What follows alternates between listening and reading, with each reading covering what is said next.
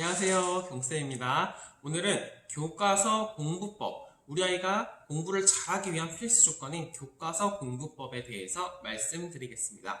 자, 흔히 교과서는 공부를 하는데 사실 초등학생 아이들 같은 경우에는 공부할 때 교과서를 많이 안 보는 경우가 꽤 많습니다. 왜냐면 사실 공부를 한다고 했을 때 교과서는 그렇게까지 효율적인 그런 자료가 되지 못해요. 왜냐?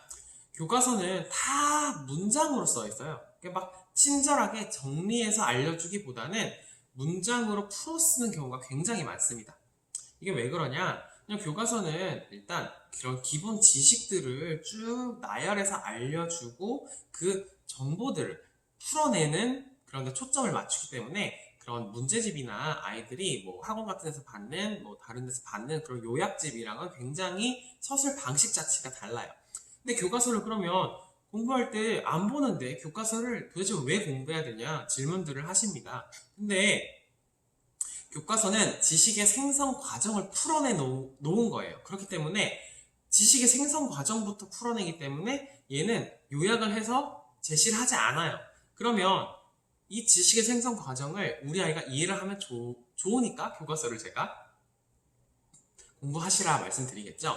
왜냐하면 아이가 지식의 생성 과정을 공부하지 않은 채 그런 문제집이나 기타 다른 곳에서 받은 그런 요약본들만 외우다 보면 물론 성적은 잘 나와요. 성적은 잘 나오고 잘 외워지는데 우리 아이가 그 어떤 자료가 주어졌을 때 해석하는 능력이 잘 안 길러질 수 있어요. 왜냐면 문제나 이런 여러 가지 상황들, 특히 저는 뭐 중학교, 고등학교 때까지 가는 걸 말씀드릴게요.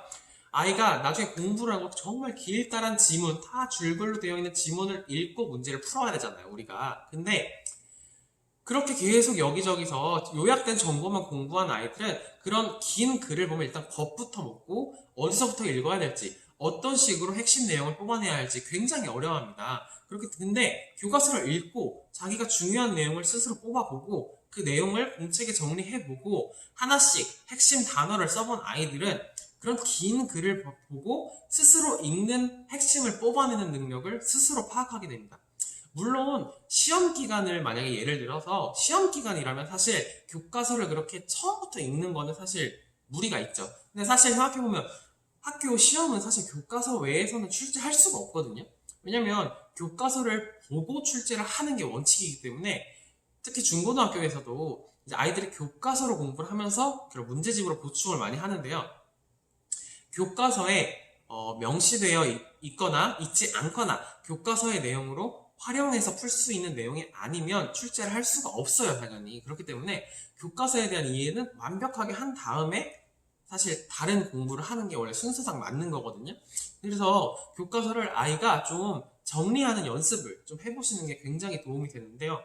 사실 교과서 저도 이제 교실에서 아이들 많이 이제 교과서 읽어보긴 하는데 정말 재미없어 합니다. 이게 재미있는 내용일 수도 있지만 아이들 특히 그 사회 같은 경우를 저는 좀 많이 읽게 하는데 역사 부분을 아이들은 정말 몇몇 아이들 빼고는 와, 이게 약간 선생님이 시키니까 하는 이런 경우가 많아요. 그렇기 때문에 저는 교과서를 효과적으로 읽고 공부하는 방법에 대해서 말씀드리겠습니다. 교과서를 일단 좀 흥미를 갖게 하는 데는 뭐 여러 가지 동기 유발하는 장치가 있겠지만 아이가 우선 학원을 너무 많이 다니고 집에 와서 사실 교과서 보고 공부해야 되잖아, 아이가 혼자. 근데 학원을 막 밤 10시까지 하는데 사실 시킬 수 없으니까요.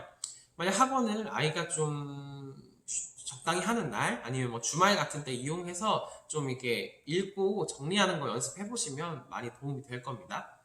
그래서 교과서 읽기 5단계에 대해서 말씀드릴게요. 첫 번째는 큰 제목만 읽는 겁니다. 교과서에 보면 큰 제목들이 굉장히 많이 써 있어요. 뭐 단원이라든가 학습 목표 다 큰 글씨로 써 있거든요. 그런 것만 재빨리 훑어보세요, 한번. 그럼 이걸 한 5분 정도 충분히 다 읽을 수 있거든요. 그래서 다 읽어보고 내용을 예측해 보는 겁니다. 두 번째로는 색칠된 부분만 보는 거예요. 색칠된 부분이 뭐냐?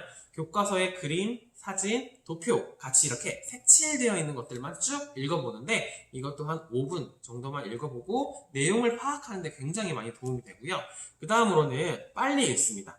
무슨 이야기냐면 내용을 이해하기보다는 그냥 속독입니다. 그냥 처음부터 이해가 되든 안 되든 글자만 쭉 읽습니다.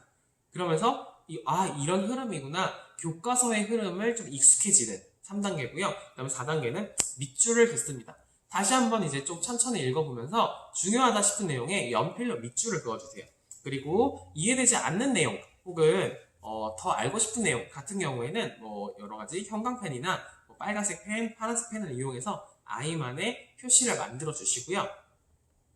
마지막 5단계로는 표현하기입니다. 이제 다 읽어봤으면 그거 A4 한 장에 마인드맵이나 아니면 간단한 뭐 화살표를 이용한 정리도 좋고요. 마인드맵을 이용한 정리도 좋고 아니면 이렇게 뭐 메모리 트리 같은 것도 있는데 여러 가지를 통해서 정리를 해보는 연습을 하면 아이가 조금 이런 공부 머리를 기르는데 교과서가 큰 도움이 되지 않을까 생각이 듭니다. 저는 아이들이 좀 공부하는 방식이 요즘 아이들 공부하는 방식도 너무 좋지만 저는 이렇게 좀 옛 것을 좋아하는 성향이 있어서 좀 교과서를 통해서 초등학생이지만 한 5, 6학년 됐으면 물론 저학년도 좋습니다. 근데 5학년, 6학년 정도면 그래도 교과서를 읽어보고 스스로 정리하는 것 정도는 할 수 있으면 좋지 않을까? 라는 생각이 계속 들고요. 특히 제가 말씀드린 교과서 5단계 꼭 한 번씩 해보시기를 추천드리고요. 오늘은 여기서 마치겠습니다. 감사합니다.